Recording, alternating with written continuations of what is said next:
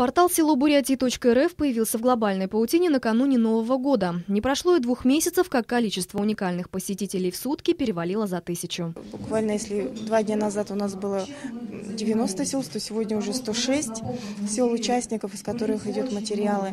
У нас порядка 600 материалов уже размещено на сайте. Авторы портала объявили конкурс по 5 номинациям: лучшая история села, наши земляки, лучший рассказ о селе, лучший фотоальбом о селе, лучшее родовое древо села. Главная идея этого портала в том, что авторами текстов на этот сайт является может быть любой житель Республики Бурятия. Главная его задача – это пропаганда сельского образа жизни.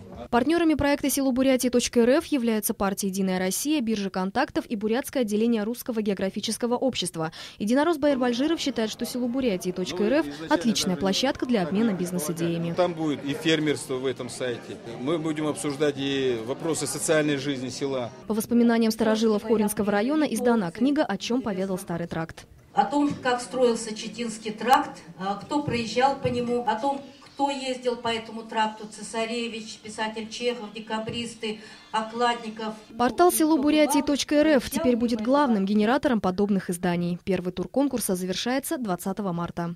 Анна Дергаусова, Баяр Жигмитов, Даржи Чайдопов, Вести, Бурятия.